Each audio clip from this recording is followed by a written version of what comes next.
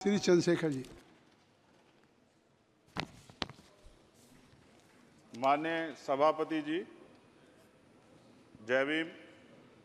महामहिम राष्ट्रपति जी के अभिभाषण पर धन्यवाद प्रस्ताव पर बोलने को आपने मुझे अवसर दिया, इसके लिए मैं आपका आभारी हूं। सभापति महोदय, सर्वप्रथम मैं बहुजन समाज में जन्मे सभी संतों, गुरुओं, महान पुरुषों को नमन करता हूं, जिनमें महात्मा ज्योतिबा फूले, डॉक्टर बाबा साहब अम्बेडकर और मान्यवर काशीराम साहब को मैं याद भी करता हूं आज के दिन पर। साथ साथ नगीना की महान जनता और भीम आर्मी और हमारी पार्टी आज़ाद समाज पार्टी काशीराम के साथियों का भी धन्यवाद करता हूं। इसके बाद अपने कुल गुरु जगत गुरु सदगुरु रविदास जी महाराज को भी मैं नमन करता हूं, जिन्होंने दुनिया को लगभग 600 साल पहले बेगमपुरा शहर के रूप में दुनिया का सबसे महान लोकतांत्रिक दर्शन दिया। अध्यक्ष महोदय, माननीय सभापति जी, 14 अगस्त 1947 को ये देश अंग्रेजों के अधीन था। 15 अगस्त 1947 को हम लोग आज़ाद हुए। 16 अगस्त 1947 को देश आज़ादी में था, लेकिन धन धरती राजपाट में बंटवारा नहीं हुआ। जो साधन संसाधन थे उनमें बंटवारा सही रूप से न होने के कारण एक बहुत बड़ी आबादी सुविधाओं से वंचित और सम्मान से वंचित रह गई। उनको सम्मान देने के लिए और अंतिम व्यक्ति तक सुविधाएं पहुंचे, इसके लिए लोकतंत्र की व्यवस्था हुई। लेकिन आज़ादी के 70 साल बाद भी हम कहाँ खड़े हैं, इस पर ये चिंता का विषय है। मैं मानता हूं कि सामाजिक न्याय तभी होगा माननीय सभापति जी, जब जातीय जनगणना पूरी होगी और जातीय जनगणना कराई जाएगी और साथ साथ संख्या के आधार पर आरक्षण जो है वंचित वर्गों का बढ़ाया जाएगा। उसके साथ साथ जब राष्ट्रपति जी अभिभाषण पर बात रख रही थी तो उन्होंने शहरी और ग्रामीण क्षेत्रों के विकास की बात कही और ये भी कहा कि दुनिया में सबसे उत्तम शहर हमारे यहाँ बने। लेकिन माननीय सभापति जी, 70% आबादी तो गांव में निवास करती है, तो गांव की आबादी के बारे में भी सोचना होगा कि उनका जीवन कैसे बदले। माननीय सभापति जी, उच्च शैक्षणिक संस्थानों में बहुजन समाज के जो छात्र हैं उनके साथ कास्ट एट्रोसिटी हो रही है, निरंतर उनकी हत्या हो रही है। साथ साथ जो सरकारी कर्मचारी हैं दफ्तरों में, उनके साथ भी जो SC ST OBC और मुस्लिम और अन्य धार्मिक अल्पसंख्यक, उनके साथ भी माननीय सभापति जी जातिगत और धार्मिक जो है शोषण किया जा रहा है। इसलिए मेरी मांग भी है कि पुरानी पेंशन को भी अध्यक्ष जी बहाल किया जाए। जो कर्मचारी देश की सेवा में लगे हैं उनका भी सम्मान होना चाहिए। साथ साथ सभापति जी, भाजपा ने चुनावी लाभ के लिए सबका साथ सबका विकास के नारे दिए जो खोखले हैं, क्योंकि 10 साल में दलित, पिछड़े, आदिवासी, मुस्लिम और अन्य धार्मिक अल्पसंख्यक के जो अत्याचार हुए हैं वो किससे छिपे हुए नहीं हैं। ये गलत है, ये बंद होना चाहिए।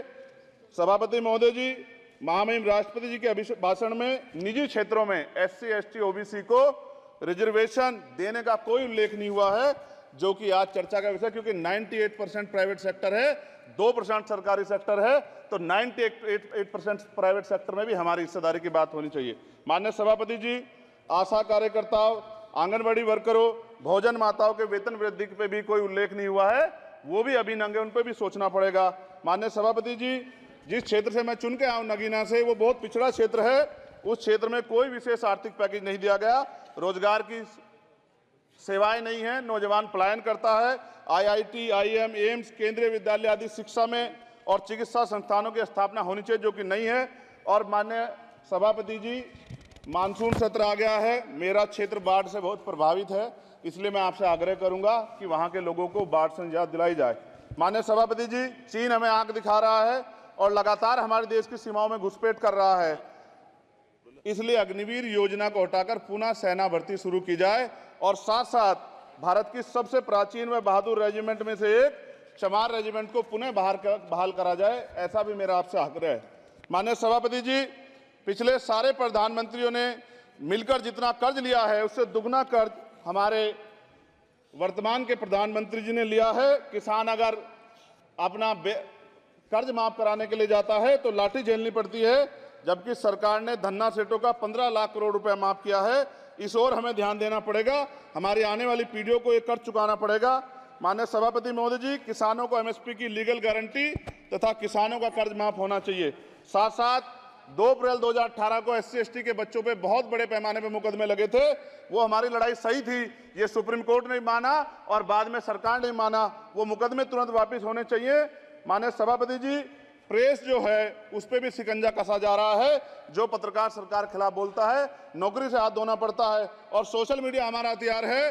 उस पर तरह तरह के प्रतिबंध लगाए जा रहे हैं और विरोध करने वालों को सोशल मीडिया हैंडल भी सस्पेंड करा दिए जा रहे हैं। साथ साथ सभापति जी, पेपर लीक और परीक्षाओं के कैंसिल होने से देश के नौजवानों का भविष्य खतरे में है। नीट, यूपी सिपाही भर्ती सभापति जी और 69,000 शिक्षक भर्ती में आरक्षण घोटाला हुआ है, कोई पूछने वाला नहीं, खून के आंसू रो रहे हैं बच्चे, बेरोजगारी का दंश युवा झेल रहे हैं। इसलिए मेरा आग्रह है कि युवाओं के लिए कृपया समाप्त करें चंद्रशेखर। माननीय सभापति जी, मैं पहली बार बोल रहा हूं, आप कहेंगे मैं बैठ जाऊंगा, मैं आपकी बात, मैं संवैधानिक मर्यादा का पालन करूंगा, मगर हम तो माननीय सभापति जी सुन ही रहे हैं। आप बोलिए, 1 मिनट। धन्यवाद, धन्यवाद। 1 मिनट और बोलिए। अध्यक्ष सभापति जी, नारी सम्मान की बात करने वाली सरकार, हमने मणिपुर देखा सर, हमने पहलवान बेटियों का हर्ष देखा सर, और हमने सर हाथरस की बेटी का हर्ष देखा सर, और हाथरस के परिवार को जो वादा किया था सरकार ने वो भी पूरा नहीं किया। और महिलाओं में भी, स्पेशली दलित, पिछड़े और मुस्लिम वर्ग की, आदिवासी वर्ग की महिलाओं के साथ आज भी एनसीआरबी का डाटा कहता है सर जो जुल्म हो रहा है वो सहनीय नहीं है सर। साथ साथ कोविड में तैरती, हमने कोविड में बहुत सुना सर, कोविड में तैरती लाशें भी गंगा में हमने देखी है सर, और मजदूरों का हाल भी हमने देखा है। सभापति जी, बस सब समाप्त कर रहा हूं। नोटबंदी पे छोटे मजले उद्योग की जो कमर टूटी वो भी हमने देखी है। सभापति जी, शैक्षणिक संस्थानों, विश्वविद्यालयों में, चिकित्सा संस्थानों में ओबीसी एसटी के योग्य अभ्यर्थी को एनएफएस करके जिस तरह निकाला जा रहा है, लेटरल एंट्री करके जिस तरह हमारे रास्ते बंद किए जा रहे, ये भी हम देख रहे हैं सभापति जी। साथ साथ मेरा ये कहना है सर, ये सबका इशू है कि प्राइवेट कर्मचारी सर और सरकारी भी कई जगह पे 8 से ज्यादा घंटों से काम करते हैं और उनको जो सर उचित वेतन भी नहीं मिलता, तो न्यूनतम वेतन 20,000 रुपए तय हो और 24 घंटे की ड्यूटी। उदाहरण के तौर पे यूपी पुलिस सर बहुत पूरा काम करते हैं वो लोग, वो राज्य के विषय हैं। आप सर मैं आपके राज्य सरकार के लिए भी आपके संज्ञान में डाल रहा हूँ विषय सर, पुलिस सब जगह है सर, लेकिन सवाल ये है सर, बहुत पसीना बातें हैं, 8 घंटे की ड्यूटी और वेतन विसंगति, बॉर्डर स्कीम से उनको जो बाहर किया जाए। माननीय सभापति जी, 1 मिनट चाहिए सभापति जी।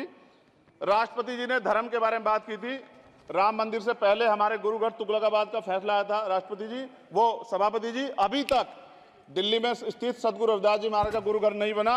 साथ साथ सभापति जी, अपनी बात को खत्म करते हुए मैं आपसे कहना चाहता हूं कि जितना देश दूसरों का है सर, इतना हमारा भी है। हम मरने के लिए पैदा नहीं हुए, जो चाहता है हमारी हत्या कर देता है। मूछें रखने पे, घोड़ी पे बैठने पे, मटकी छूने पे हमारी हत्या हो रही है। क्या बदला है सर? 70 साल बाद भी दलित, पिछड़े, मुसलमानों पे हिंसा नहीं रुक रही है सर। मेरा आपसे संरक्षण के साथ ये आग्रह है कि इन घटनाओं को रोका जाए और देश किसी की बपोती नहीं है, देश संविधान से चलता है सर और संविधान से चलेगा। संविधान छेड़खानी बर्दाश्त नहीं की जाएगी सर। धन्यवाद।